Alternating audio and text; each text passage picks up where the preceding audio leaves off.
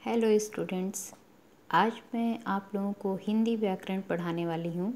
और हिंदी व्याकरण का ऐसा मैंने टॉपिक स्टार्ट किया है कि आपके लिए भी यूज़फुल होगा। प्लस अगर हमारे ऐसे स्टूडेंट्स जो टीईटी का एग्ज़ाम देने वाले हैं, हमारे साथी भी हैं, वो एग्ज़ाम देने वाले हैं टीईटी का, तो उनके लिए भी ये बहुत ही यूज़फुल मटेरियल है। और इन्हीं मटेरियल्स को, इन्हीं नोट्स को मैंने खुद भी स्टडी करते हुए 2 बार टीटी का एग्ज़ाम मैंने क्लियर किया था। और जो भी इसमें मटेरियल आपको अवेलेबल है वो आप एकदम एंड तक ज़रूर देखिएगा, ताकि आपको सारी की सारी चीज़ें जो इसमें दी गई हैं वो आपको अच्छे से समझ में आ जाएं। तो चलिए शुरू करते हैं। सबसे पहला टॉपिक है भाषा। भाषा क्या चीज़ होती है? भाषा वह साधन है जिसके माध्यम से मनुष्य अपने विचारों को दूसरे पर प्रकट करता है और दूसरों के विचारों को समझता है। भाषा के 2 भाग होते हैं, या 2 भेद कह सकते हैं आप, मौखिक भाषा और लिखित भाषा। मौखिक भाषा वो है जिसमें मनोगत भावों को बोलकर प्रकट किया जाता है, वो मौखिक भाषा है। दूसरा भेद है लिखित भाषा का। लिखित भाषा में हम मनोगत भावों को लिखकर व्यक्त करते हैं और उसको पढ़कर समझा जाता है। असल में यही भाषा का असली रूप भी होता है।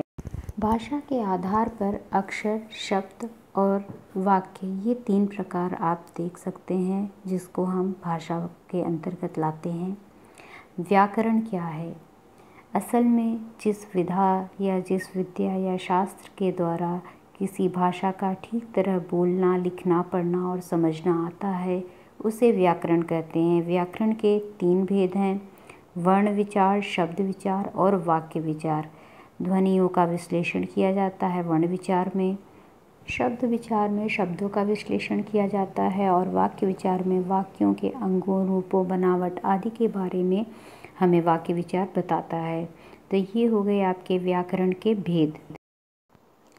वर्ण विचार व्याकरण का वह भाग है जिसमें वर्णों की संख्या, उनके उच्चारण, लिखने तथा उनसे शब्द बनाने की रीतियों का वर्णन इसमें होता है। हिंदी में 44 वर्ण या अक्षर हैं। वर्ण के भेद देखते हैं। वर्ण मुख्य रूप से 2 भेद हैं इसके, स्वर और व्यंजन। स्वर की संख्या 11 है और व्यंजन की संख्या कुल 33 है, और इस प्रकार से 44 वर्ण होते हैं। स्वर के अंतर्गत अ, आ, ई, उ, ए, ओ, और री आते हैं। अंग और अह अयोगवाह में है, वो स्वर में नहीं जोड़े जाते हैं, इसलिए इसमें कंफ्यूज नहीं होना है। व्यंजन क से लेके ह तक हैं।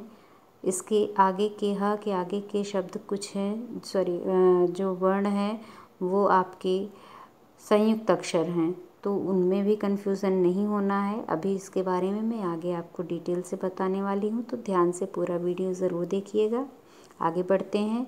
स्वर, जिन वर्णों का उच्चारण बिना अन्य किसी अक्षर की सहायता से किया जा सकता है, उन्हें स्वर कहते हैं।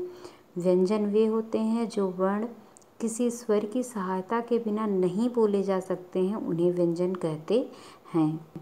आइए हम एक मोटा सा स्वरों का वर्गीकरण देख लेते हैं। तो 2 प्रकार से हम इनको वर्गीकृत करते हैं। पहला है रचना के अनुसार स्वर भेद और दूसरा है उच्चारण के अनुसार स्वर भेद। तो रचना के अनुसार मूल स्वर हैं कुल 4, और इसके अलावा है संधित स्वर जो कि कुल संख्या 7 है। मूल स्वर में अ, ई, उ, री है। संधित स्वर में आ, ई, उ, ए, ओ, औ हैं। इसके अलावा आप देखेंगे, अगर हम इसको देख लें संधित कैसे हैं, तो आ बनता है छोटा अ और अ मिलकर आ बनता है। फिर अ और बड़ा आ अगर हम मिलाएंगे तब भी आ ही बनेगा, तो ये एक संधित स्वर कहलाता है। इसी तरह से आते हैं उच्चारण के अनुसार, अगर हम देखा जाए तो ह्रस्व स्वर और दीर्घ स्वर होते हैं। ह्रस्व स्वर में अ, ई, उ, री हैं, और दीर्घ स्वर में आ, ई, उ, ए, और ओ, औ आते हैं। इस प्रकार से हम स्वरों का वर्गीकरण करते हैं। आगे बढ़ते हैं। व्यंजनों की संख्या एवं वर्ग। हिंदी भाषा में कुल 33 व्यंजन हैं जो 8 वर्गों में विभक्त किए गए हैं। पहला है क वर्ग, जिसमें क ख ग घ अंग है। च वर्ग में च छ ज झ ञ। ट वर्ग में ट ठ ड ढ अड़। त वर्ग में त थ द ध न। प वर्ग में प फ ब भ म। इसके बाद है छठा जो भाग है हमारा, वो है अंतस्थ भाग, य र ल व। फिर है सातवां ऊष्म। ऊष्म में है श श स ह। संयुक्त अक्षर हमारे 3 हैं, छ त्र ज्ञ। तो ये संयुक्त अक्षर हो गए। 8 भाग हमारे इस प्रकार से विभक्त किए गए हैं। अन्य वर्ण में अनुस्वार आता है, जिसे हम अंग की बिनती कहते हैं, जैसे अंग, कंग, किंग आदि। चंद्र बिंदी है। फिर तीसरा है विसर्ग, जिसे हम अह कहते हैं। तो इस प्रकार से अन्य वर्ण भी हैं। विदेशी वर्ण हम क, ख, ग, घ, ज, फ। तो ये विदेशी वर्ण हैं। शब्द के भेद देख लेते हैं। शब्द के भेद इस प्रकार से हैं। अर्थ की दृष्टि से, व्युत्पत्ति की दृष्टि से, प्रयोग के अनुसार, रूपांतर के अनुसार या भाषा की दृष्टि से हम इन 5 रूपों में शब्द को बांट सकते हैं। तो इनके बारे में डिटेल से देखते हैं। अर्थ की दृष्टि से 2 प्रकार के होते हैं शब्द, सार्थक शब्द, निरर्थक शब्द। सार्थक शब्द वे शब्द हैं जिनका कुछ अर्थ निकलता है। निरर्थक शब्द जिनका कोई अर्थ नहीं होता है, वो निरर्थक शब्द होते हैं। अगला है व्युत्पत्ति के अनुसार शब्द भेद। तो इसमें 3 प्रकार के शब्द भेद हैं हमारे।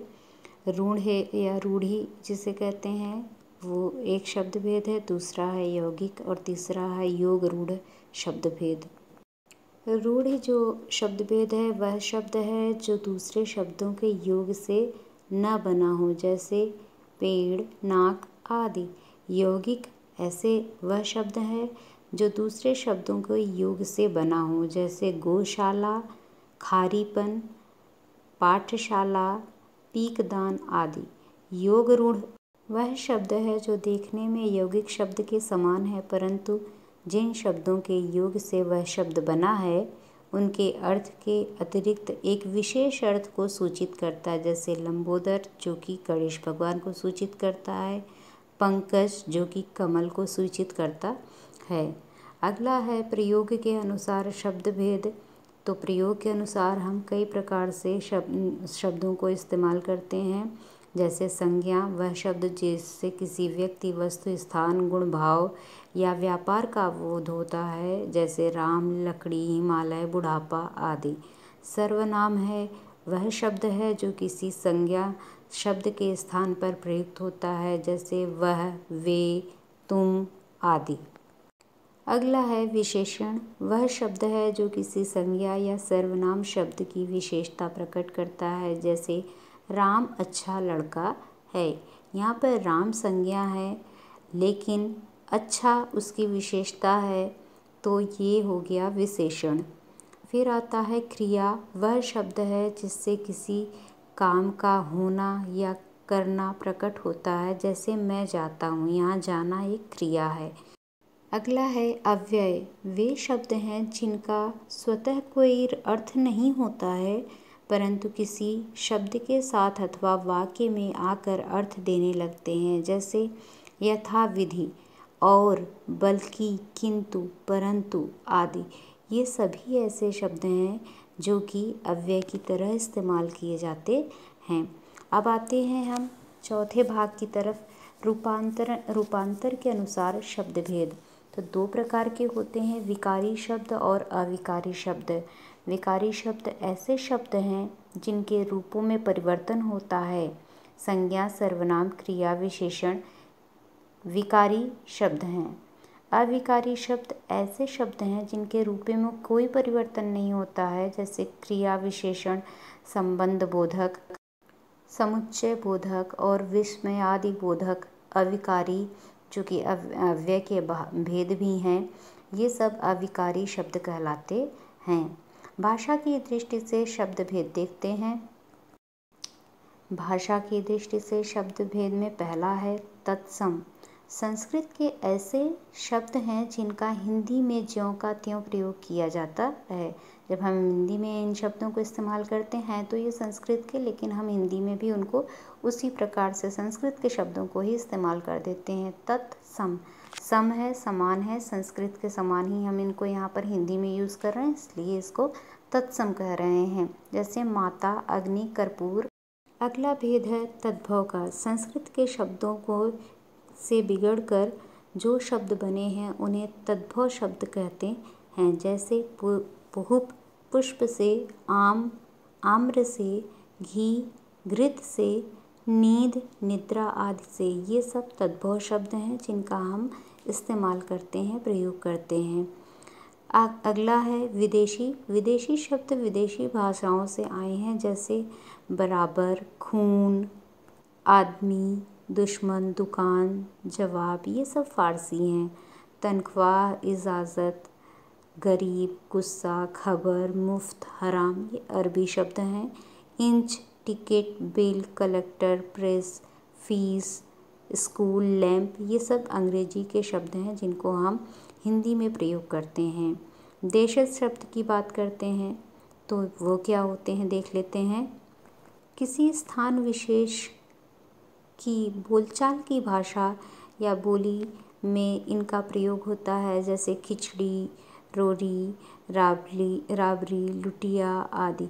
यानी कि हम लोकल लेवल पे जो भाषा का इस्तेमाल करते हैं उन भाषाओं को ही हम देशज भाषा कहते हैं। अगला है संयुक्ताक्षर शब्द। स्वर, अनुस्वार एवं विसर्ग से ये शब्द बने होते हैं। स्वर से जो बने शब्द हैं वो हैं आम्र, अद्भुत, इत्र, ईर्ष्या, उष्ण, ऊन, एवं, ऐश्वर्य, उला और ऋण, उर्मी, एकाएक, ऐक्य, ईश्वर, इति, अपार, आतुर, ऋषि आदि। अगला है अनुस्वार से बने शब्द, यानी कि अंक की मात्रा जो होती है हमारी उससे बने शब्द। संख्या, संस्कृत, अंशुमाली, पंसारी, संज्ञा, संरक्षण, अंश, दंश, संसार आदि, ये अनुस्वार कहा जाता है। विसर्ग से बने शब्द यानी अह की मात्रा जिसमें आती है दुख, प्रायः, रजः, कण, अंतःपुर, निःशुल्क, दुशासन, प्रातःकाल आदि। तो ये है, आज हमने भाषा को, हिंदी भाषा का बेसिक चीज़ जाना है।